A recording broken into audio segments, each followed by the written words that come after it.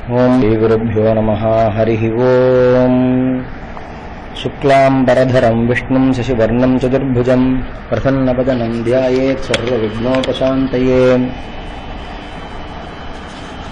गुरुर्ब्रह्मा गुरुर्विष्णुर्गुरुर्देवो महेश्वरः गुरुः साक्षात् परं ब्रह्म तस्मै श्री गुरवे नमः। गुरवे सर्वलोकानां दुषिते भवरोहिणां निधये सर्वविद्यानां श्रीदक्षिणामूर्तये नमः। सद्गुरुचरणारविन्दाभ्यां नमः। श्रीराम राम रामेति रमे रामे मनोरमे सहस्रनाम तत्तुल्यं रामनामवरानने। श्रीरामचन्द्र परब्रह्मणे नमः। वाल्मीकि रामायणं பாலகாண்டம் சர்க்கம் 8. தசரதர் அஸ்வமேத யாகம் செய்ய நிச்சயித்தது. அவதாரிகை. பகவான் அவதரிப்பதற்கு சாதனமாயிருக்கும் அவருடைய ஆராதன ரூபமான அஸ்வமேதம் வர்ணிக்கப்படுகிறது. இவ்விதமான மகிமை பொருந்தினவரும் தர்மாத்மாவுமான தசரதர் புத்திர சம்பத்தை அடைவதற்காக அநேக நியமங்களை அனுஷ்டித்தும் புத்திரன் பிறக்காததால் மனம் நொந்து புத்திரபாகியத்தை அடைவதற்கு என்ன செய்யலாம் என்று யோசித்தார். அதற்கு விக்னமாயிருக்கும் சகல பாவங்களையும் போக்கக்கூடிய அஸ்வமேத யாகத்தை செய்ய வேண்டும் என்று எண்ணி மந்திரிகளிடம் சொல்ல அவர்கள் அதை அங்கீகரித்தார்கள். பிறகு தசரதர், சுமந்திரரே, என் புரோகிதரையும் வித்யா குருக்களையும் சீக்கிரமாய் அழைத்து வாரும் என்றார். சுமந்திரர் அதிவேகமாய் சென்று புரோகிதரான வசிஷ்டரையும் வேதாங்கங்களில் நிபுணர்களான சுயஜ்ஞர், வாமதேவர், ஜாபாலி, கஷ்யபர் முதலியவர்களையும் மற்ற பிராமண சிரேஷ்டர்களையும் அழைத்து வந்தார். தர்மவானான தசரதர் அவர்களை விதிப்படி பூஜித்து, பிராமணோத்தமர்களே, என் வம்சத்தை விருத்தி செய்வதற்கு புத்திரன் இல்லாமல் பிரலாபிக்கும் எனக்கு இந்த ராஜ்யமும் தனமும் அதிகாரமும் இருந்து என்ன சுகம்? புத்திரோத்பத்தியை தடுக்கும் பாபங்களை போக்குவதற்கு அஸ்வமேத யாகமே தகுந்த உபாயம் என்று எண்ணுகிறேன். ஆகையால் அதை விதிப்படி நடத்துவதற்கு வேண்டிய ஏற்பாடுகளை செய்யுங்கள் என்றார்.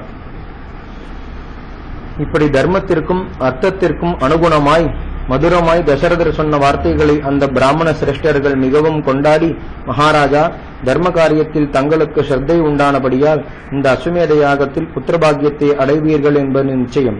யாக சாம கிரியைகளை சம்பாதித்து அஸ்வமேத குதிரையை பூபிரதட்சிணம் செய்வதற்கு அனுப்பலாம் என்றார். அதை கேட்டு தசரதர் அளவற்ற சந்தோஷத்தால் மலர்ந்த கண்களுடன், மந்திரிகளே, வசிஷ்ட மகரிஷியின் உத்தரவுப்படி யாக சாமக்கிரியைகளை சம்பாதியுங்கள். யாக குதிரையை காப்பாற்ற தகுந்தவர்களை நியமித்து உபாத்தியாயர்களுடன் பூபிரதட்சிணம் செய்ய அனுப்புங்கள். சரையூ நதியின் வடக்கு கரையில் யாகசாலையை ஏற்படுத்துங்கள். விக்னங்களை விளக்குவதற்காக சாந்தி ஹோமம் முதலியவைகள் கல்பசூத்திரப்படி செய்யப்படட்டும்.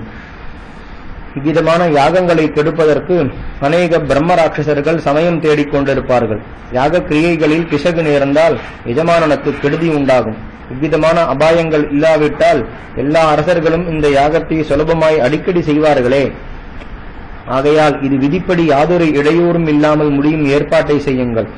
எவ்விதத்திலும் நீங்கள் திறமையுள்ளவர்களாகையால் உங்களிடத்தில் இதை ஒப்புவிக்கிறேன் என்றார். மந்திரிகள், மகாராஜா, தங்களுடைய உத்தரவுப்படி செய்கிறோம் என்று தெரிவித்தார்கள். பிறகு பிராமணர்கள் அரசனை ஆசீர்வதித்து அவரிடத்தில் அனுமதி பெற்றுக்கொண்டு தங்களுடைய கிரகங்களுக்கு சென்றார்கள். தசரதர், மந்திரிகளே, ரித்திக்குகள் சொல்லுகிறபடி யாக சாமக்கிரியைகளை சித்தம் செய்யுங்கள் என்று உத்தரவு செய்து அனுப்பி சந்தோஷத்தால் பிரகாசிக்கும் முகத்துடன் தன் அந்தப்புரத்திற்கு சென்றார். அங்கே தன் பிரிய பாரியைகளை பார்த்து, நமக்கு புத்திரபாகியம் உண்டாவதற்காக அஸ்வமேத யாகம் செய்ய போகிறேன், நீங்களும் தீட்சை பெற வேண்டும் என்றார்.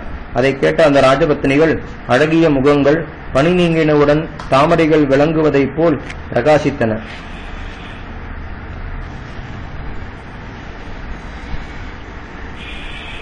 பாலகாண்டம் சர்க்கம் 9.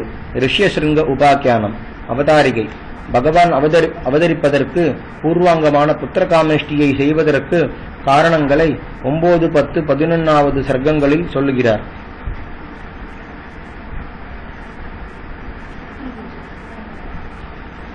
தசரதருக்கு சாரதியும் மந்திரியுமான சுமந்திரர் ஒரு நாள் அவரிடம் ரகசியமாய் வந்து, மகாராஜா, பிராமணோத்தமர்கள் தங்களிடத்தில் இப்போது சொன்ன விஷயங்களை 3 காலங்களை அறிந்த சனத்குமாரர் சொல்ல கேட்டிருக்கிறேன். காஷ்யபருக்கு விபாண்டகர் என்று மகா கீர்த்திமானான ஒரு புத்திரன் உண்டு. அவருக்கு ரிஷ்யசிருங்கர் என்று ஒரு குமாரன் பிறப்பான். அவன் பால்யம் முதல் காட்டிலேயே வளர்வானாகையால் தன் பிதாவிற்கு சுசுரூஷை செய்வதைத் தவிர வேறொன்றையும் அறியான். அக்னி காரியங்களையே கவனித்துக் கொண்டிருக்கும் அந்த ரிஷிகுமாரனுடைய பிரம்மச்சரிய விரதத்திற்கு சில காலத்திற்கு பிறகு கெடுதி நேரும். அந்த சமயத்தில் ரோமபாத மகாராஜன் அங்கதேசத்தை ஆழ்வான். மகாபலவானும் விசேஷ கீர்த்திசாலியுமான அவ்வரசனுடைய குற்றத்தால் அந்த ராஜ்யத்தில் அநேக வருஷங்கள் வரையில் மழை பெய்யாது. சகல பிராணிகளும் சொல்ல முடியாத கஷ்டமடைவதை பார்த்து ரோமபாதன் மனம் வருந்தி வயசாலும் வித்தையாலும் பெரியோர்களான பிராமணர்களை வருவித்து, மகாத்மாக்களை சாஸ்திரங்களை அபியசித்து லோகாச்சாரங்களில் நிபுணர்களான நீங்கள் இதற்கு தகுந்த பிராயச்சித்தத்தை விதியுங்கள் என்று வேண்டிக் கொள்வான். வேதங்களை கரை கடந்த அந்த புண்ணியாத்மாக்கள், அரசனே, விபாண்டகருடைய புத்திரனான ரிஷ்யசிங்கரை எப்படியாவது இங்கே வருவித்தால் உடனே மழை பெய்யும். அவரை பூஜித்து உமது பெண் சாந்தையை அவருக்கு விதிப்படி கன்யாதானம் செய்யும் என்பார்கள். அவரை அழைத்து வருவதற்கு பிராமணர்களே போக வேண்டும் என்று நிச்சயித்து தன் புரோகிதரையும் மந்திரிகளையும் மிகவும் பிரார்த்தித்து மரியாதையுடன் அனுப்புவான். அவர்கள், மகாராஜா, விபாண்டக மகரிஷி எங்களை சபித்து விடுவார், நாங்கள் போக மாட்டோம், தயவு செய்ய வேண்டும் என்று பயத்தால் முகம் வாடி அரசனை கேட்டுக் கொள்வார்கள். பிறகு அவர்கள் சொல்லும் உபாயப்படி ரோமபாதன் வேசிகளை வனத்திற்கு அனுப்பி ரிஷ்யசிங்கரை வருவிப்பான். உடனே மழை பெய்யும். அரசன் சந்தோஷமடைந்து சாந்தையை அவருக்கு பாரியையாக கொடுப்பான். அந்த ரிஷ்யசிங்கன் தசரத மகாராஜனுக்கு புத்திரர்கள் உண்டாகும் உபாயத்தை செய்வான் என்று சனத்குமாரர் சொன்னார். அதை நான் தங்களுக்கு தெரிவித்தேன் என்றார். தசரதர் அதை கேட்டு சந்தோஷித்து, ரோமபாதர் ரிஷ்யசிங்கரை காட்டிலிருந்து அழைத்து வந்த விதத்தை விஸ்தாரமாய் சொல்லும் என்றார். சர்க்கம் 10 தொடர்ச்சி. அப்போது சுமந்திரர், மகாராஜா, புரோகிதர்களும் மந்திரிகளும் அங்க தேசாதிபதியை நோக்கி, நாங்கள் சொல்கிறபடி செய்தால் காரியம் சித்திப்பது நிச்சயம். ரிஷ்யசிங்கர் காட்டிலேயே பிறந்து வளர்ந்தவர். நித்திய கர்மங்களிலும் வேதாத்தியனத்திலும் பித்ரு சுசுரூஷையிலும் ஆசை வைத்தவராய், ஸ்ரீகளின் சொரூபத்தையாவது லட்சணங்களையாவது விஷய சுகங்களையாவது கொஞ்சம் கூட அறியாதவர். இப்படிப்பட்டவரை ருசியுள்ள பக்ஷ்யங்களாலும் வாசனை திரவியங்களாலும் மதுரமான பாட்டுகளாலும் அழகிய ஸ்திரீகளாலும் பிராணிகளின் மனசை அபகரிக்கக்கூடிய இந்திரிய சுகங்களாலும் மிருதுவான தேக ஸ்பர்சத்தாலும் மயக்கி இங்கே அழைத்து வருகிறோம். இப்படி செய்வதாய் நிச்சயித்து தாங்கள் ரூபவதிகளான வேசியைகளுக்கு எண்ணிறந்த வஸ்திரங்களையும் ஆபரணங்களையும் பகுமானமாய் கொடுத்து அனுப்புங்கள். அவர்கள் எவ்விதத்தாலும் அந்த ரிஷியை அழைத்து வருவார்கள் என்றார்கள். அரசன், நீங்களே அவர்களுக்கு தகுந்தபடி எச்சரிக்கை செய்து அனுப்புங்கள் என்றார். அந்த பிராமணர்கள், நாங்கள் வேசியைகளுடன் நேரில் பேசக்கூடாது என்று மந்திரிகளுக்கு உத்தரவு செய்தார்கள். அவர்கள் அந்த ஸ்திரீகளை வருவித்து தகுந்தபடி பகுமானம் செய்து அனுப்பினார்கள். அந்த பெண்கள் வனத்திற்கு சென்று விபாண்டகருடைய ஆசிரமத்திற்கு சமீபத்தில் மறைந்திருந்து அந்த ரிஷிகுமாரன் ஒண்டியாய் வெளியில் எப்போது வருவான் என்று எதிர்பார்த்து கொண்டிருந்தார்கள். அந்த மகரிஷியோ மகாபுத்திமான், எப்பொழுதும் ஆசிரமத்திலேயே இருப்பவர், பித்ரு சுசுரூஷியிலேயே கவனமுள்ளவர். பிறந்தது முதல் பட்டணங்களையாவது தேசங்களையாவது அவைகளுள்ள பிராணிகளையாவது பதார்த்தங்களையாவது பார்த்ததே இல்லை. அப்படிப்பட்டவர் தெய்வச் செயலாய் ஒரு நாள் அந்த வேசிகள் இருக்குமிடம் வந்தார். அவரை கண்ட அந்த ஸ்திரீகள் பார்ப்பவர்களின் மனசை கவரும்படி அலங்கரித்துக் கொண்டு மதுரமாய் பாடிக்கொண்டு அவரிடம் வந்து, மகரிஷே, தாங்கள் யார்? ஜனசஞ்சாரமில்லாத இந்த பயங்கரமான காட்டில் ஒண்டியாய் ஏன் வசிக்கிறீர்கள் என்றார்கள். தன்னால் அதுவரையில் பார்க்கவே படாத ரூபமுள்ள அந்த ஸ்திரீகளை பார்த்து ரிஷ்யசிங்கர், நான் விபாண்டகருடைய புத்திரன், ரிஷ்யசிங்கன் என்பது என் பெயர். அழகான நேத்திரங்களை உடையவர்களே, தபஸ், ஜபம், ஹோமம், வேதாத்தியனம் முதலிய கிரைகளில் கொஞ்சம் பிரசித்தி பெற்றிருக்கிறேன். எங்களுடைய ஆசிரமம் இதற்கு சமீபத்தில் இருக்கிறது. நீங்கள் அங்கே வந்தால் விதிப்படி உங்களுக்கு பூஜை செய்கிறேன் என்றார். அவர்கள் அதற்கு இணங்கி அவருடன் செல்ல ரிஷ்யசிங்கர் அவர்களுக்கு அர்க்யம், பாத்தியம், பழங்கள், கிழங்குகள் முதலியவைகளை கொடுத்து மிகவும் உபசரித்தார். அவர்கள் வெகு ஆதரவுடன் அவைகளை பெற்றுக்கொண்டு விபாண்டகர் வருவதற்கு முன் அங்கிருந்து போக வேண்டும் என்று எண்ணி, மகரிஷியே, நாங்கள் தங்களுக்காக கொண்டு வந்திருக்கும் பழங்களையும் கிழங்குகளையும் தாங்கள் புஜிக்க வேண்டும் என்று மதுரமான மோதகங்களையும் பல வகையான பக்ஷியங்களையும் கொடுத்தார்கள். அவர் அவைகளை அபூர்வமான பழங்கள் என்று எண்ணி புஜித்து மிகுந்த சந்தோஷத்தையும் ஆச்சரியத்தையும் அடைந்தார். பிறகு அவர்கள், எங்களுக்கு அனுஷ்டான காலம் தவறி போகும், எங்களுடைய ஆசிரமத்திற்கு போக வேண்டும், உத்தரவு கொடுங்கள் என்று அவரை இறுக தழுவி அங்கிருந்து புறப்பட்டு போனார்கள். அவர்களுடைய ரூபத்தாலும் மிருதுவான தேகஸ்பரிசத்தாலும் அதிலிருந்து வீசும் பரிமளத்தாலும் அவர்கள் கொடுத்த பக்ஷங்களின் ருச்சியாலும் இனிமையான பாட்டாலும் அந்த ரிஷிகுமாரர் மனம் கலங்கி அவர்களை விட்டு பிரிந்ததை பொறுக்க முடியாமல் அவர்களையே நினைத்துக் கொண்டு இனி எப்போது பார்ப்போம் என்று இருந்தார். அவர்களை முதலில் கண்ட இடத்திற்கு மறுநாள் வந்து அவர்கள் வரும் வழியையே பார்த்து கொண்டிருந்தார். அப்படியே அந்த பெண்கள் அவ்விடம் வந்து அவரை கண்டு, ஓஹோ, இவர் நமது வலையில் அகப்பட்டார் என்று மனமகிழ்ந்து, மகர்ஷியே, எங்களுடைய ஆசிரமத்திற்கு தாங்கள் வரவேண்டாமா? போவோம். நேற்று தாங்கள் புஜித்த பழங்களைப் போல் அவ்விடத்தில் அநேகம் உண்டு. நாங்கள் தங்களை விசேஷமாய் உபசரிக்க ஆவல் கொண்டிருக்கோம். வாருங்கள் என்று அழைத்தார்கள். ரிஷ்யசிருங்கர் அவர்களுடைய வார்த்தையால் மயங்கி கட்டுப்பட்டவுடன் அவர்கள் அவரை அங்கதேசத்திற்கு அழைத்து போனார்கள். அவர் அந்த ராஜ்யத்தில் அடி வைத்தவுடன் மழை தாரை தாரையாக பெய்தது. சகல பிராணிகளும் சந்தோஷித்தன. எல்லோரும் பிரார்த்தித்துக் கொண்டிருந்த மழையை கொண்டு வந்த அந்த ரிஷியை ரோமபாதர் மிகவும் வணக்கமாய் எதிர்கொண்டழைத்து நமஸ்கரித்து விதிப்படி பூஜித்து கைகூப்பி, சுவாமி, தங்களை இப்படி ஏமாற்றி அழைத்து வந்ததற்காக தாங்களும் தங்களுடைய பிதாவும் என்மேல் கோபிக்க கூடாது, என் அபராதத்தை க்ஷமிக்க வேண்டும் என்று வேண்டிக் கொண்டான். பிறகு அவரை தன் அரண்மனைக்கு அழைத்து போய் சாந்தை என்ற தன் புத்திரியை அவருக்கு விவாகம் செய்வித்தான். ரிஷ்யசிருங்கர் ரோமபாதனுடைய அரண்மனையில் சகல மனோரதங்களையும் அனுபவித்துக் கொண்டு சுகமாய் வசித்தார். சர்க்கம் 11. தசரதர் ரிஷ்யசிருங்கரை அழைத்து வந்தது. ராஜசிரேஷ்டரே, கேளும். சனத்குமாரர் பின்வருவதையும் சொன்னார். இக்ஷுவாகு வம்சத்தில் தசரதன் என்ற ஓர் தர்மாத்மா உண்டாவார். அவ்வரசன் சத்தியம் தவறாத தன் புத்திரியான சாந்தையை ரோமபாதன் என்ற தன் மித்திரனுக்கு பெண்ணாக கொடுப்பார்.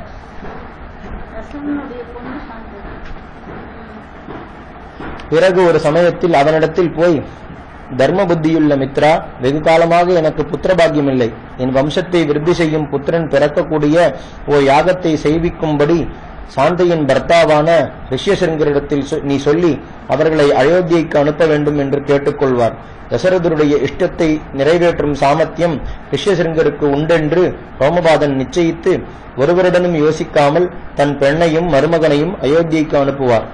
கீர்த்தியில் பிரியமுள்ள தசரதர் கவலையற்று மிகுந்த சந்தோஷத்துடன் அந்த மகர்ஷியை உபசரித்து, சுவாமி, நான் புத்திரர்களை பெற்று புண்ணியலோகங்களை அடையும்படி புத்திரகாமேஷ்டி செய்ய வேண்டும் என்று பிரார்த்திப்பார். ரிஷ்யசிருங்கர் அதற்கு சம்மதித்து அந்த இஷ்டியை செய்வார். அதனால் அளவற்ற பராக்கிரமசாலிகளும் சகல ரோகங்களிலும் பிரசித்தி பெற்றவர்களுமான இக்ஷ்வாகு வம்சத்தை விருத்தி செய்பவர்களுமான 4 புத்திரர்கள் பிறப்பார்கள் என்று 3 காலங்களையும் அறிந்தவரும் தேவசிரேஷ்டருமான சனத்குமாரர் சென்ற கிருதயுகத்தில் சொன்னார். ஆகையால் தாங்கள் பந்துக்களுடனும் சைன்யங்களுடனும் அங்கதேசத்திற்கு சென்று ரிஷ்யசிருங்கரை நன்றாக பூஜித்து சகல மரியாதையுடன் அழைத்து வர வேண்டும் என்றார். சுமந்திரர் சொன்னதை கேட்டு தசரதர் வசிஷ்டருடன் ஆலோசித்து அந்தபுர ஸ்திரீகளையும் மந்திரிகளையும் அழைத்துக் கொண்டு அயோத்தியிலிருந்து புறப்பட்டு காடு, நகரம், வனம், மலை, நதிகளை தாண்டி அந்த முனிசிரேஷ்டர் வசிக்கும் அங்கதேசத்திற்கு வந்து ரோமபாதருடைய அரண்மனையில் அக்னியைப் போல் ஜொலிக்கும் அந்த ரிஷ்யசிருங்க மகர்ஷியை கண்டார். தன் அந்தரங்க மித்திரன் வந்ததால் அளவற்ற பிரீதி அடைந்த ரோமபாதர் அவரை மிகவும் பிரியமாய் உபசரித்து அவர் தனக்கு பரம மித்திரன் என்பதையும் சாந்தையை பெற்றவர் என்பதையும் ரிஷ்யசிருங்கருக்கு தெரிவித்தார். அந்த ரிஷிகுமாரர் தசரதரை தன் மாமனார் என்று அறிந்து விசேஷ மரியாதை செய்தார். இப்படி ஆதரவோடு பூஜிக்கப்பட்டு 7-8 நாள்கள் வரையில் தசரதர் அங்கிருந்தார். பிறகு ரோமபாதரை அழைத்து, மித்ரா,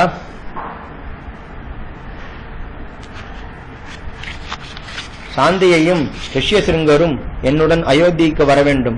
அவர்களால் எனக்கு ஒரு பெரிய காரியம் ஆக வேண்டியிருக்கிறது என்றார்.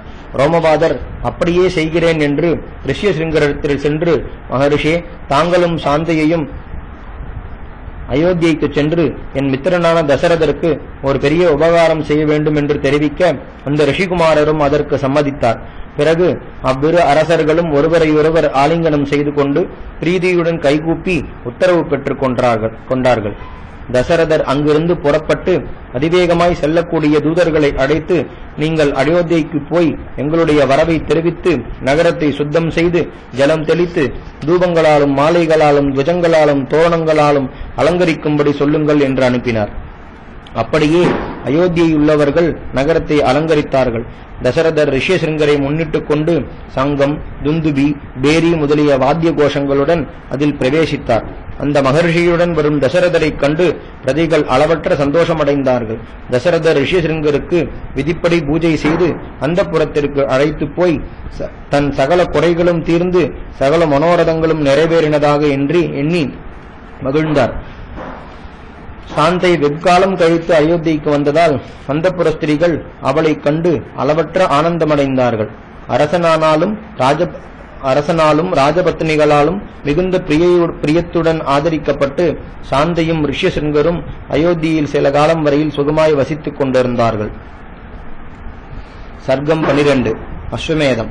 வெகு காலமான பிறகு சகல பிராணிகளுடைய மனசை அபகரிக்கும் வசந்த ரிது வந்தது. அஸ்வமேத யாகம் செய்ய வேண்டும் என்று தசரதருக்கு எண்ணம் உண்டாயிற்று. தேவர்களைப் போல் தேஜஸ்வியான ரிஷியசிருங்கரை அரசன் நமஸ்கரித்து, என் வம்சத்தை விருத்தி செய்யும் புத்திரன் உண்டாகும்படி அஸ்வமேதத்தை நடப்பித்து அதில் முன்பாகமான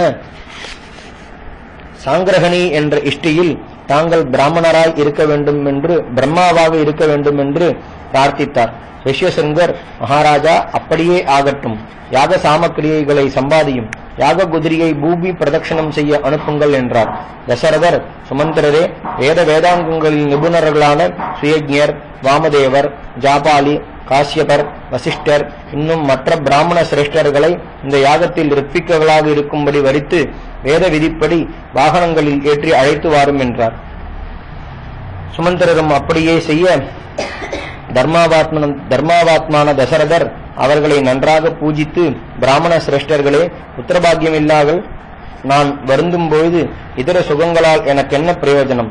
ஆகையால் விதிப்படி அஸ்வமேத யாகம் செய்து முடித்து பிரதிபந்தகமான பாபங்களை நாசம் செய்து ரிஷியசிருங்கருடைய மகிமையால் என் எண்ணங்களை அடையப் போகிறேன் என்று தர்மாத்மாக்களுக்கு அனுகூலமாகவும் மதுரமாகவும் சொன்னார். வசிஷ்டர் முதலிய மகரிஷிகள் நல்லது நல்லது என்று அந்த வார்த்தையை கொண்டாடினார்கள். அப்போது ரிஷியசிருங்கரும் மற்ற பிராமண சிரேஷ்டர்களும், மகாராஜா, புத்திரனை அடைவதற்கு அஸ்வமேத யாகம் செய்ய வேண்டும் என்று தர்மமான புத்தி உமக்கு உண்டானதால் பராக்கிரமசாலியான 4 புத்திரர்கள் உமக்கு நிச்சயமாக பிறப்பார்கள். ஆகையால் யாக சாமக்கிரியைகளை சேர்த்து யாக குதிரையை பூப்பிரதட்சணம் செய்யவிட்டு இதர கிரியைகளும் நடத்தலாம் என்றார். அவர்களுடைய வார்த்தையால் தசரதர் மிகவும் சந்தோஷித்து, மந்திரிகளே, வசிஷ்ட மகரிஷியின் கட்டளைப்படி யாகசாம கிரியைகளை சேருங்கள். தகுந்த வீரர்களோடும் உபாத்தியாயர்களோடும் யாக குதிரையை பூப்பிரதட்சணம் செய்ய அனுப்புங்கள். சரையூ நதியின் வடகரையில் யாகசாலையை கட்ட வேண்டும். விக்னங்களை விளக்கக்கூடிய சாந்தி முதலிய கிரியைகள் கல்பசூத்திரப்படி முறை தவறாமல் நடக்கட்டும். யாகத்தின் சொரூபத்தையும் லட்சணங்களையும் குணதோஷங்களையும் நன்றாய் அறிந்த பிரம்மராட்சசர்கள் இவ்விதமான யாகங்களை கெடுக்க சமயம் தேடிக்கொண்டிருப்பார்கள். யாதொரு குற்றமும் நேராமல் சுலபமாய் இந்த யாகத்தை செய்யக்கூடுமானால் எல்லா அரசர்களும் அடிக்கடி செய்வார்கள். ஆகையால் இந்த யாகம் யாதொரு குறைவும் இல்லாமல் சாஸ்திரப்படி நடப்பது உங்களுடைய பொறுப்பு. இந்த விஷயத்தில் உங்களுக்கு அதிக திறமை இருப்பதால் இதை உங்களிடம் ஒப்புவித்தேன் என்றார். அதை கேட்டு மந்திரிகள் தங்கள் உத்தரவுப்படி செய்ய தயாராக இருக்கிறோம் என்றார்கள். சாங்கிரகணி இஷ்டி முதல் யாக குதிரையை பிரதட்சணம் செய்ய விடுவது வரையில் நடந்தன. பிறகு பிராமணர்கள் சகல தர்மங்களையும் அறிந்த தசரதரை கொண்டாடி அந்த ராஜசிரேஷ்டரத்தில் அனுமதி பெற்று தங்களுடைய விடுதிகளுக்கு சென்றார்கள். தசரதர் மந்திரிகளை உத்தரவு கொடுத்து அனுப்பிவிட்டு சபையிலிருந்து தன் அந்தப்புரத்திற்கு சென்றார்.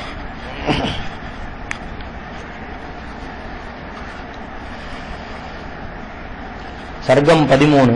இதுவும் அது.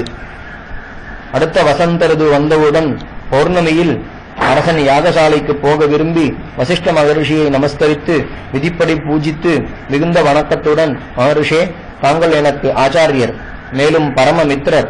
ஆகையால் திரவியம், தேவதை, கிரியை முதலிய யாகத்தின் அங்கங்களில் யாதொரு தோஷமும் நேராமல் ராட்சசர்கள் விக்னம் செய்ய இடங்கொடாமல் சாஸ்திர விதிப்படி வெகு ஜாகிரதையாக இதை செய்து முடிக்க வேண்டும். இந்த யாகத்தின் பாரத்தை தாங்களே வகித்து நடத்த வேண்டும் என்று கேட்டுக்கொண்டார். வசிஷ்டர் அவருடைய பிரார்த்தனையை அங்கீகரித்து யாகங்களை நடத்துவதில் நிபுணர்களாய் ஞானத்தாலும் வயசாலும் முதிர்ந்தவர்களாய் இருக்கும் பிராமணர்களையும் யாகத்திற்கு வேண்டிய திரவியங்களை வருவிப்பதற்கு அரசனால் நியமிக்கப்பட்ட அதிகாரிகளையும் மற்ற வேலைக்காரர்களையும் யாகத்தில் உபயோகப்படும் செங்கற்களை செய்பவர்களையும் சிருக்ஸ்ருவம் சமசம் யூபம் முதலியவைகளை செய்யும் தச்சர்களையும் குளம் கிணறு வெட்டுகிறவர்களையும் சித்திர வேலைக்காரர்களையும் ரசாபினயத்திலும் பாவாபினயத்திலும் திறமையுள்ளவர்களையும் கணக்கர்களையும் சௌத பிரயோகங்களை நன்றாய் அறிந்து சுத்தமான நடத்தையும் படிப்பும் உள்ளவர்களையும் வருவித்து ரித்விக்குகளே, மகாராஜாவின் உத்தரப்படி யாகத்தின் ஒவ்வொரு பாகங்களையும் வெகு ஜாகிரதையாக செய்ய வேண்டும். சிற்பிகளே, யாகத்தில் உபயோகப்படும் அநேகமாயிரம் செங்கற்களை சீக்கிரமாய் செய்யுங்கள். வேலைக்காரர்களே, அரசர்கள் வசிக்கக்கூடிய அநேக விடுதிகளை கட்டுங்கள். அவை வெகு விசாலம் உள்ளவைகளாகவும் காற்று மழைகளை தாங்கக்கூடியவைகளாகவும் இருக்க வேண்டும். அப்படியே பிராமணர்கள் வசிக்கக்கூடிய அநேக ரம்யமான கிரகங்களை கட்டி அவைகளில் சகல ஆகார பதார்த்தங்களையும் குறைவில்லாமல் வையுங்கள். பட்டணத்து ஜனங்களுக்கும் நாடுகளிலிருந்து வரும் பிரஜைகளுக்கும் சுகமான விடுதிகளை ஏற்படுத்துங்கள். அதிகாரிகளே, சகல ஜனங்களையும் மிகுந்த அன்புடன் பூஜித்து வேண்டிய வரையில் அன்னமிட்டு சந்தனம் புஷ்பம் தாம்பூலங்களால் உபசரிக்க வேண்டும். எந்த காரியத்தையும் அலட்சியமாக அனாதரவாக செய்துவிடக்கூடாது. 4 வர்ணத்தாரையும் தகுந்தபடி மரியாதை செய்ய வேண்டும். சிநேகத்தாலாவது விரோதத்திலாவது காம குரோதங்களாலாவது ஒருவரையும் அலட்சியம் செய்துவிடக்கூடாது. யாக காரியங்களில் முன்னிட்டு சகலத்தையும் நடத்தும் அதிகாரிகளையும் வேலைக்காரர்களையும் சிற்பிகளையும் முறை தவறாமல் விசேஷமாக பூஜிக்க வேண்டும். திரவியத்தையும் அன்னபானங்களையும் வேண்டிய வரையில் கொடுத்து ஜனங்களை திருப்தி செய்ய வேண்டும். என்னிடத்திலும் தசரதரிடத்திலும் நீங்கள் வைத்திருக்கும் பிரீதிக்கு அடையாளமாக நான் சொன்னவைகளில் யாதொரு குறைவுமில்லாமல் நடக்க வேண்டும் என்று ஆக்ஞாபித்தார். அவர்கள் எல்லாரும், மகரிஷே, தாங்கள் சொன்னபடி இதுவரையில் ஏற்பாடு செய்திருக்கிறோம். இனி நடக்க வேண்டிய காரியங்களையும் குறைவில்லாமல் தங்களுக்கு உத்தரவுப்படியே நடத்துவோம் என்றார்கள்.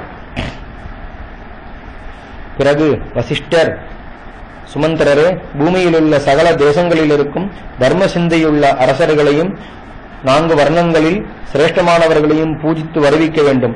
விதேக தேசத்த அரசரான ஜனகர் மகாசூரர், வேதாங்கங்களை அறிந்தவர், பிரம்மஞானி, தசரதருக்கு வெகுநாளாய் பரமமித்திரர். அவரை நீர் நேரில் போய் அழைக்க வேண்டும். நமது மகாராஜாவிற்கு மித்திரனும் எப்போதும் பிரியமாய் பேசுகிறவனுமான காசி தேசாதிபதியையும் மகாராஜாவின் மாமனாரான கேகய தேசத்து அரசனையும் அவருடைய புத்திரனான யுதாஜித்தையும் மகா கீர்த்திசாலியும் விசேஷ பாக்யவானும் தசரதருக்கு அந்தரங்க மித்திரனுமான ரோமபாதரையும் நன்றாய் பூஜித்து நீரே அழைத்து வர வேண்டும்.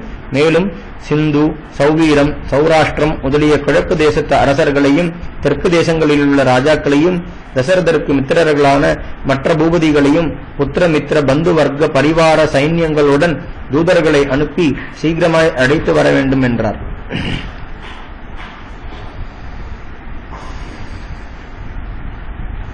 அப்படியே சுமந்திரர் மற்ற இடங்களுக்கு புத்திமான்களான தூதர்களை அனுப்பி தான் நேரில் போய் அழைக்க வேண்டிய இடங்களுக்கு சீக்கிரமாய் புறப்பட்டு போனார். எல்லா வேலைக்காரர்களும் வசிஷ்டரிடத்தில் வந்து அவரவர்களுக்கு நியமித்த காரியங்கள் குறைவில்லாமல் முடிந்துவிட்டதாக தெரிவித்தார்கள். அதை கேட்டு அந்த மகரிஷி மிகுந்த பிரியத்துடன், அதிகாரிகளே, பிறருக்கு எதை கொடுத்தாலும் சந்தோஷமாய் கொடுக்க வேண்டும். அலட்சியமாய் கொடுத்தால் நமது எஜமானனுக்கு கெடுதி உண்டாகும். ஆகையால் ஜாகிரதையாக இருங்கள் என்று எச்சரித்தார். சில தினங்களுள் சகல அரசர்களும் ரத்னங்கள் முதலிய உத்தம வஸ்துக்களை காணிக்கையாக எடுத்துக்கொண்டு அயோத்தியைக்கு வந்தார்கள். அப்போது வசிஷ்டர், மகாராஜா, தங்களுடைய உத்தரவுப்படி சகல தேசத்து ராஜாக்களும் வந்துவிட்டார்கள். தகுந்த மரியாதைகளுடன் அவர்களை உபசரித்து விடுதிகளை ஏற்படுத்தியிருக்கிறேன். யாக சாமக்கிரியைகள் எல்லாம் சித்தமாக இருக்கின்றன. யாகசாலை சகல வஸ்துக்களாலும் நிறைந்து மனசால் சிருஷ்டிக்கப்பட்டது போலவே வெகு அழகாய் இருக்கிறது. போய் பார்க்க வேண்டும். யாகம் செய்வதற்கு யாகசாலைக்கு புறப்படலாம் என்றார். பிறகு சுப நட்சத்திரம் கூடிய சுபதினத்தில் வசிஷ்டர், ரிஷ்யசிருங்கர் முதலிய பெரியோர்களின் அனுமதியை பெற்று அரசன் யாகசாலைக்கு புறப்பட்டார். அங்கே ரிஷ்யசிருங்கரை முன்னிட்டுக் கொண்டு வசிஷ்டர் முதலிய ரிஷிகள் சாஸ்திர விதிப்படி யாக காரியங்களை ஆரம்பித்தார்கள்.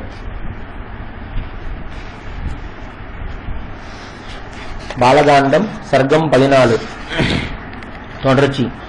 பூப்பிரதட்சிணம் செய்வதற்காக விடப்பட்ட குதிரை ஒரு வருஷம் சஞ்சரித்து யாதொரு இடையூறும் இல்லாமல் திரும்பி வந்தது.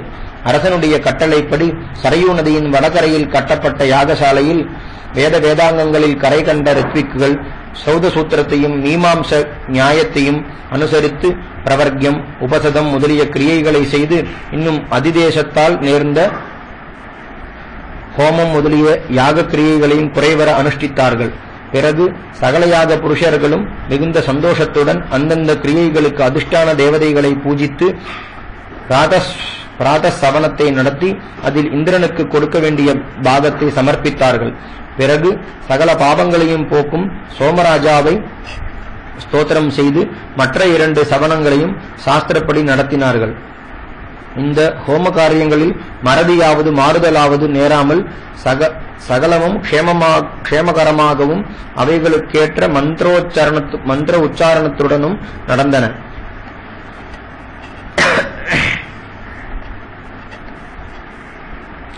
அந்த யாகம் நடக்கும் வரையில் பசியால் வருந்துகிறவர்கள், வேலை செய்து களைத்தவர்கள், தாகத்தால் சிரமப்பட்டவர்கள் ஒருவரும் இல்லை. எல்லோரும் பூர்ண வித்வான்கள், 100 சிஷ்யர்களுக்கு குறையாதவர்கள். பிராமணர்களும் தபஸ்விகளும் திகம்பரர்களும் வயஸ் சென்றவர்களும் ரோகிகளும் ஸ்திரீகளும் பாலர்களும் எப்போதும் இஷ்டப்படி போஜனம் செய்து கொண்டே இருந்தார்கள். பதார்த்தங்களின் ருச்சியால் போஜனம் செய்து எழுந்தவுடன் மறுபடியும் புஜிக்கலாம் என்று தோன்றிற்று. வயிறிலோ இடமில்லை. அன்னபானங்களையும் வஸ்திராபரணங்களையும் எண்ணிறந்து ஜனங்களுக்கு இடைவிடாமல் கொடுத்து கொண்டே இருந்தும் இன்னும் கொடுக்க வேண்டும் என்ற எண்ணம் தசரதருக்கு உண்டாகி அன்னபானங்களையும் பக்ஷியங்களையும் வஸ்திரங்களையும் ஆபரணங்களையும் வேண்டிய வரையில் கொடுங்கள் கொடுங்கள் என்று உத்தரவு செய்து கொண்டே இருந்தார். அதிகாரிகள் அப்படியே பலவிடங்களில் ஏராளமாய் கொடுத்தார்கள். பாகசாஸ்திரப்படி வெகு நேர்த்தியாய் ஒவ்வொரு நாளும் பக்குவம் செய்யப்பட்ட அன்னங்கள் மலை மலையாய் குவிக்கப்பட்டிருந்தன. நானா தேசங்களிலிருந்தும் கூட்டம் கூட்டமாய் வந்திருந்த ஸ்திரீகளும் புருஷர்களும் அன்னபானங்களையும் பக்ஷியங்களையும் புஜித்து அளவற்ற திருப்தி அடைந்தார்கள். குண்டலம் முதலிய ஆபரணங்களால் அலங்கரிக்கப்பட்ட அநேக பிராமணர்களுக்கு பரிமாறினார்கள். இன்னும் சிலர் அவர்களுக்கு ஒத்தாசை செய்தார்கள். பிராமணோத்தமர்கள் வேண்டிய வரையில் போஜனம் செய்து மகாராஜா பதார்த்தங்கள் பக்குவம் செய்யப்பட்ட சாமர்த்தியத்தையும் அவைகளின் ருச்சியையும் குணத்தையும் சொல்லி முடியாது. அவைகளை பரிமாறுகிறவர்கள் எங்களுக்கு செய்யும் உபசாரத்திற்கோ எல்லையே இல்லை. எங்களுக்குள்ள சந்தோஷத்தையும் திருப்தியையும் வர்ணிக்கவே முடியாது. தங்களுக்கு சகல மங்களம் உண்டாகட்டும் என்று உரக்க ஆசீர்வதித்தார்கள். அரசன் அதை கேட்டு சந்தோஷித்தார். புத்திமான்களும் வாதம் செய்வதில் சமர்த்தர்களுமான பிராமணர்கள் ஒருவரை ஒருவர் ஜெயிக்க வேண்டும் என்ற ஆசை கொண்டு யாக தினங்களில் கிரியா காலங்களை தவிர மற்ற சமயத்தில் பல வகையான பூர்வபக்ஷ சித்தாந்தங்கள் அடங்கிய சாஸ்திரவாதங்களை செய்து கொண்டிருந்தார்கள். தர்ப்பங்களை பரப்புவதில் சமர்த்தர்களான பிராமணர்கள் ஒவ்வொரு நாளும் 3 சவனங்களிலும் உமா முதலிய தேவதைகளை அதிஷ்டானமாயுள்ள காரியங்களை பெரியோர்களின் உத்தரவுப்படி நடத்தி வந்தார்கள். வைதிக கிரியைகளை நடத்தினவர்களில் வேதாந்தங்கள் தெரியாதவர்களாவது, சாந்திராயணம் முதலிய விரதங்களை அனுஷ்டிக்காதவர்களாவது, அநேக சாஸ்திரங்களை படிக்காதவர்களாவது ஒருவருமே இல்லை. அரசனுடைய சதஸில் இருப்பவர்களோ வாதம் செய்வதில் நிபுணர்கள். யூபங்களை நாட்ட வேண்டிய சமயத்தில் அக்னிவேதிக்கு அருகில் கருவலி மரத்தால் செய்யப்பட்ட ஒரு யூபமும், அதற்கு தெற்கில் ஒரு தேவதாரு யூபமும், அதற்கு வடக்கில் மற்றொரு தேவதாரு யூபமும், அம்மூன்றிற்கும் தெற்கில் 3 வில்வ யூபங்களும், வடக்கில் 3 வில்வ யூபங்களும், அந்த 9ற்கும் தெற்கில் 3 கருங்காலி யூபங்களும், வடக்கில் 3 கருங்காலி யூபங்களும், அந்த 15ற்கும் தெற்கில் 3 பலாச யூபங்களும், வடக்கில் 3 பலாச யூபங்களும் நாட்டப்பட்டன. இந்த 21 யூபங்கள் ஒவ்வொன்றிற்கும் நடுவில் ஒரு மார்பளவு விஸ்தாரமாக உள்ளவைகளாய் உறுதியாய் சிற்பிகளால் புதைக்கப்பட்டன. அவை போரை முதலிய தோஷங்கள் இல்லாத கெட்டியான மரத்தால் 8 பட்டைகளுடன் 504 அங்குலம் உயரமுள்ளவைகளாய் வெகு வழவழப்பாய் இழைக்கப்பட்டிருந்தன. யாக விதிகளையும் பிரயோகங்களையும் அறிந்த பிராமணர்கள் அவைகளை பட்டங்களாலும் ஆபரணங்களாலும் வஸ்திரங்களாலும் புஷ்ப மாலைகளாலும் சந்தனம் முதலியவைகளாலும் அலங்கரித்து யாகசாலையை விளங்கச் செய்தார்கள். அவை எவ்வேழாய் பார்க்கப்படும்போது ஆகாச வீதியில் உள்ள சப்தரிஷி மண்டலத்தை போல் விளங்கின.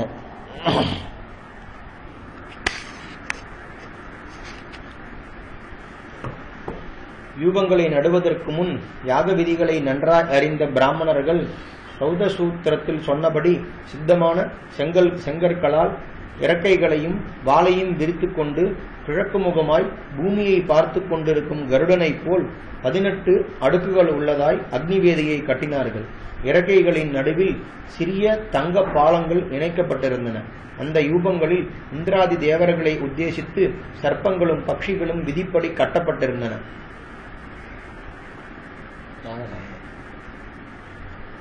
பின்பு பசுவை அடிக்கும் கிரியையில் அஸ்வமேத குதிரையும் ஆமை முதலிய ஜலசர ஜந்துக்களும் ஆடு முதலிய கிராமிய பசுக்களும் உபயோகிக்கப்பட்டன. முக்கியமாய் 300 பசுக்களும் பிரதான பசுவான குதிரையும் யூபங்களில் கட்டப்பட்டன. பசுவை அறுக்கும் சாமித்ர பிரதேசத்தில் மரணமடைந்த அந்த குதிரையை கௌசல்யை, சுமித்ரை, கைகேயி மந்திரங்களை உச்சரித்து புரோக்ஷணம் முதலிய சம்ஸ்காரங்களை செய்து இடமாகவும் வளமாகவும் சுற்றி வந்தார்கள். கௌசல்யை அதில் வயிற்றுக்கு மேலாக 3 தங்க ஊசிகளால் ஆயுதம் நாட்டும் இடங்களை கீறினாள். பின்பு அந்த ராஜமகிஷி புண்ணியம் சித்திக்க வேண்டும் என்ற எண்ணத்துடன் பிணத்தை தொடுகிறோம் என்று வெறுப்பை அடையாமல் ஒரு ராத்திரி முழுவதும் அதன் சமீபத்தில் இருந்தாள். பிறகு பிரம்மா, ஹோதா, அத்வர்யு, உத்காதா என்ற பிரதான ரித்விக்குகள் அரசனால் தட்சிணையாக கொடுக்கப்பட்ட மகிஷி, வாபாதை, பாலாகலி, பரிவிருத்தி என்ற ராஜபத்னிகளின் கைகளை பிடித்துக் கொண்டு அவர்களுக்கு பதிலாக அளவற்ற திரவியத்தை வாங்கிக் கொண்டு அவர்களை ராஜனிடத்தில் கொடுத்து விட்டார்கள்.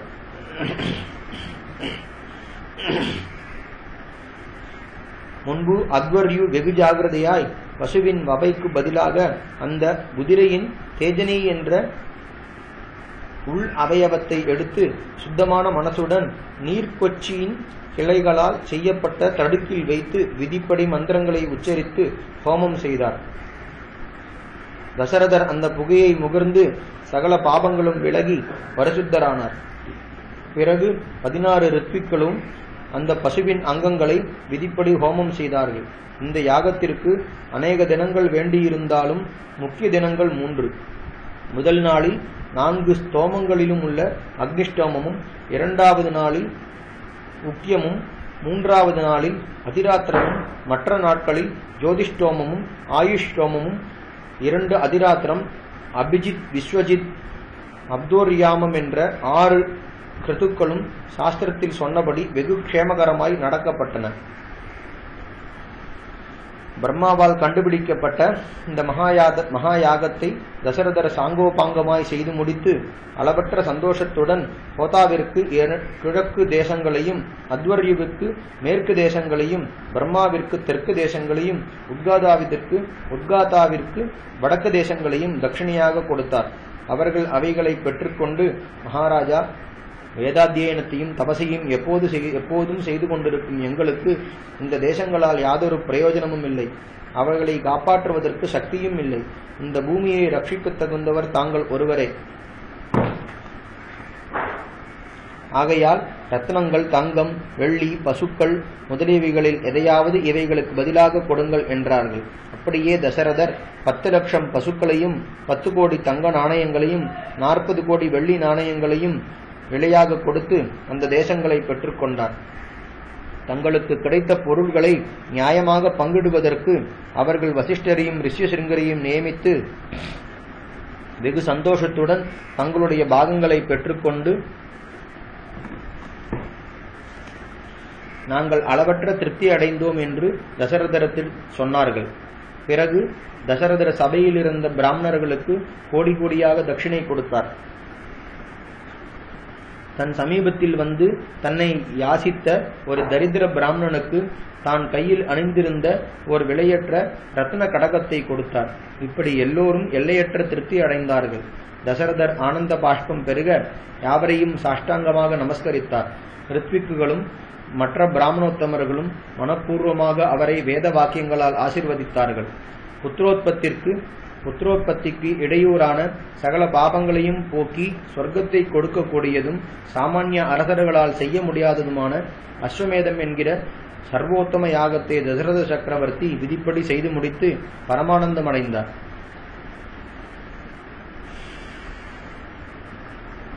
பிறகு ரிஷ்யசிருங்கரிடம் வந்து கைகூப்பி வணக்கமாய் அளவற்ற திருப்தியுடன், சுவாமி, எனக்கு புத்திரன் உண்டாகும்படி அனுகிரகிக்க வேண்டும் என்று பிரார்த்தித்தார். அந்த ரிஷிசிரேஷ்டர், மகாராஜா, கவலைப்பட வேண்டாம். உமது வம்சத்தை விளங்கச் செய்யும் 4 புத்திரர்கள் பிறப்பார்கள். அதற்கு வேண்டிய உபாயம் செய்கின்றேன் என்று ஒப்புக்கொண்டார். சர்க்கம் 15. தேவர்கள் மகாவிஷ்ணுவை பிரார்த்தித்தது.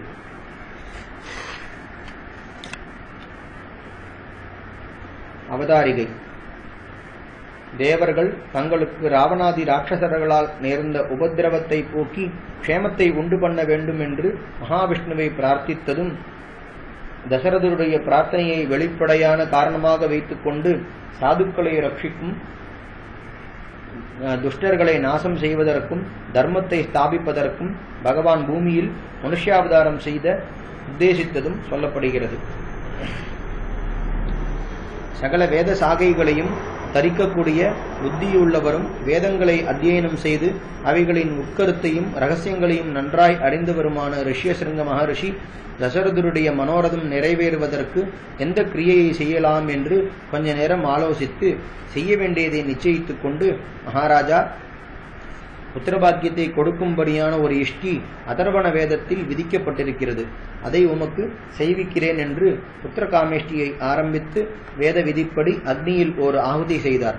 தசரதருடைய அஸ்வமேதத்தில் தங்களுடைய ஹவிர்பாகங்களை பெற்றுக்கொள்வதற்கு வந்த சகல தேவர்களும் யாக சதசில் கிரமப்படி வீற்றிருந்து தங்களுக்கு பிரபுவான பிரம்மாவை பார்த்து, பகவான், ராவணன் என்கிற ராட்சசன் கடும் தபசால் தங்களை சந்தோஷப்படுத்தி தங்களிடத்தில் இருந்து அபூர்வ வரங்களை பெற்று அந்த பலத்தால் எங்களை எல்லோரையும் உபதிரவிக்கிறான்.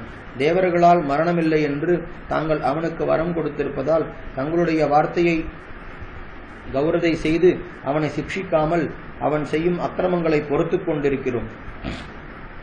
அந்த துர்புத்தியுள்ள ராட்சசன் 3 லோகங்களிலும் உள்ள பிராணிகளை நடுங்கச் செய்கிறான். மேலும் லோகபாலர்களை எதிர்த்து இந்திரனை துரத்திவிட்டு தானே சொர்க்கத்தை ஆள வேண்டும் என்று நினைக்கிறான். தாங்கள் கொடுத்த வரத்தால் மோகமடைந்து ஒருவரிடத்திலும் பயமில்லாதவனாய் ரிஷிகளையும் பிராமணர்களையும் யக்ஷர்களையும் கந்தர்வர்களையும் அசுரர்களையும் மற்றவர்களையும் ஹிம்சிக்கிறான். அவனை கண்டவுடன் சூரியன் தன் கிரணங்களை சுருக்கிக் கொள்கிறார். அவன் குன்றுகளில் விளையாடும் பொழுது மரங்களிலும் கொடி செடிகளிலும் உள்ள புஷ்பங்கள் உதிர்ந்துவிடும் என்ற பயத்தால் வாயு தன் இஷ்டப்படி வீசுகிறதில்லை. மலை போன்ற அலைகளுடன் பயங்கரமாய் கர்ஜிக்கும் சமுத்திரமும் அவனை கண்டு அசைவற்று இருக்கிறது. கோர ரூபத்தில் உள்ள அந்த ராட்சசனிடத்தில் நாங்கள் எப்பொழுதும் பயந்து சொல்ல முடியாத உபதிரவத்திற்குட்பட்டு கொண்டிருக்கிறோம். ஆகையால் அவனை கொல்வதற்கு தாங்கள் ஏதாவது உபாயம் செய்ய வேண்டும் என்று வணக்கமாய் அந்த பெரிய காரியத்தை விஞ்ஞாபனம் செய்தார்கள். அப்போது பிரம்மா, தேவர்களே, அந்த ராவணன் எனக்கு தேவர்கள், ராட்சசர்கள், கந்தர்வர்கள் முதலிய யாவராலும் மரணம் நேரக்கூடாது என்று என்னை பிரார்த்தித்தான். நான் அப்படியே வரம் கொடுத்தேன். ஆனால் மனுஷர்களிடத்தில் உள்ள அலட்சிய புத்தியால் தனக்கு அவர்களால் மரணம் உண்டாகக்கூடாது என்று கேட்கவில்லை. ஆகையால் அவனுக்கு மனுஷர்களாலேயே மரணம் நேரும், கவலைப்பட வேண்டாம் என்று சமாதானம் செய்தார். அமிர்ததாரையை போன்ற இனிமையான அந்த வார்த்தையை கேட்டு சகல தேவர்களும் மகரிஷிகளும் அளவற்ற சந்தோஷமடைந்தார்கள். அந்த சமயத்தில் சகல லோகங்களுக்கும் பிரபுவாகவும் சகல பிராணிகளத்தில் அந்தர்யாமியாகவும் விளங்குகிற மகாவிஷ்ணு அவர்களுக்கு தரிசனம் கொடுத்தார். துஷ்டர்களை சம்ஹரிப்பதற்கும் சாதுக்களை ரட்சிப்பதற்கும் தகுந்த காலத்தை அவர் எதிர்பார்த்திருப்பவராகையால் அந்த சமயம் நேர்ந்ததென்று அளவற்ற சந்தோஷம் அடைந்து அபார தேஜஸுடன் விளங்கினார். தன்னை அண்டினவர்களை ரட்சிப்பதற்காக எப்பொழுதும் சங்கம், சக்கரம், கதை, கட்கும், சார்ங்கம் என்ற திவ்யாஸ்திரங்களை தரித்துக் கொண்டிருப்பவர். பீதாம்பரதாரி. தான் செய்ய வேண்டிய காரியத்தை பற்றி யோசித்துக் கொண்டிருக்கையில் பிரம்மா அவருடைய சமீபத்தில் சென்றார்.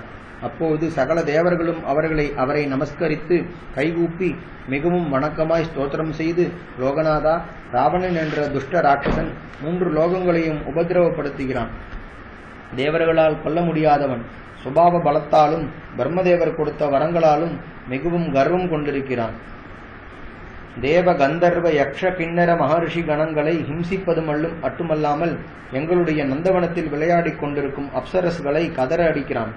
அவனை கொல்ல வேண்டுமென்று நாங்களும் மகர்ஷிகளும் கந்தர்வர்களும் யக்ஷர்களும் மற்றவர்களும் தங்களை சரணமடைகிறோம். தேவ சத்துருக்களான ராவணன், இந்திரஜித், கந்தர்வர்கள், லவணன் முதலியவர்களை சம்ஹரிப்பதற்காக தாங்கள் தயவு செய்து பூமியில் அவதரிக்க வேண்டும். தர்மங்களை பூர்ணமாய் அறிந்தவரும் யாசகர்களுக்கு வேண்டியவரையில் கொடுப்பவரும் மகர்ஷிகளைப் போன்றவரும் அயோத்தியாதிபதியுமான தசரதருடைய ஸ்ரீ கீர்த்தி தேவிகளை போன்ற 3 பத்னிகளிடத்தில் தாங்கள் 4 அம்சமாய் அவதரித்து மனுஷ ரூபத்தை எடுத்து ராவணாதி துஷ்டர்களை கொல்ல வேண்டும். தங்களை தவிர எங்களுக்கு வேறு கதியில்லை என்று பிரார்த்தித்தார்கள். சகல பிராணிகளால் நமஸ்கரிக்கப்பட்டவரும் தேவதேவருமான மகாவிஷ்ணு தன்னை சரணமடைந்த பிரம்மா முதலிய தேவர்களை பார்த்து, நீங்கள் பயப்பட வேண்டாம், உங்களுக்கு க்ஷேமம் உண்டாகட்டும். நான் தசரதற்கு புத்திரனாய் பூலோகத்தில் பிறந்து தேவ கந்தர்வ மகர்ஷி கணங்களையும் சகல லோகங்களையும் உபதிரவிக்கும் துஷ்டனான ராவணனை புத்திரமித்திர பந்து பரிவார சைன்யங்களுடன் யுத்தத்தில் சம்ஹரித்து 11,000 வருஷங்கள் வரை பூமியில் ராஜ்ய பரிபாலனம் செய்து வசிக்கிறேன் என்றார். இப்படி தேவர்களுக்கு அபயப்பிரதானம் செய்து அவர்களுடைய பிரார்த்தனைப்படியே தான் 4 பாகமாய் தசரதருக்கு புத்திரர்களாக மனுஷலோகத்தில் அவதரிக்க உத்தேசித்தார். அவ்வரசனுடைய நல்ல குணங்களை நினைத்து நினைத்து சந்தோஷத்தால் மலர்ந்த கண்களுடன் மகாவிஷ்ணு தேசகால வஸ்துக்களால் அளவிடக்கூடாதவரானாலும் பிறப்பிறப்பு இல்லாதவரானாலும் யாவரும் விரும்பக்கூடியவரானாலும் தசரதரை பிதாவாக அடைய நிச்சயித்தார். பிறகு தேவகந்தர்வ ருத்ர யக்ஷ அப்சர கணங்கள் திவ்யமான ஸ்தோத்திரங்களால் அவரை கொண்டாடி, பகவன் ராவணன் மகா பராக்கிரமசாலி, சுபாவமாகவே எல்லையற்ற கர்வம் கொண்டவன், பிரம்மாவின் வரத்தால் அதிக கொழுப்புள்ளவன், லோகங்களை கதறச் செய்கிறவன், சாதுக்களையும் மகர்ஷிகளையும் உபதிரவித்து சொல்ல முடியாத பயத்தை உண்டு பண்ணுகிறவன், மகா பிரசித்தி பெற்றவன், அவனை பந்துக்களுடனும் சைன்யங்களுடனும் சம்ஹரித்து தங்களையே அண்டின எங்களை ரட்சிக்க வேண்டும். எங்களுடைய கவலையை நீக்கி எங்களால் அடைய முடியாததும் காமக்ரோதங்களற்றதும் அழிவில்லாததுமான தங்களுடைய ஸ்ரீவைகுண்டத்திற்கு மறுபடியும் எழுந்தருள வேண்டும் என்று பிரார்த்தித்தார்கள்.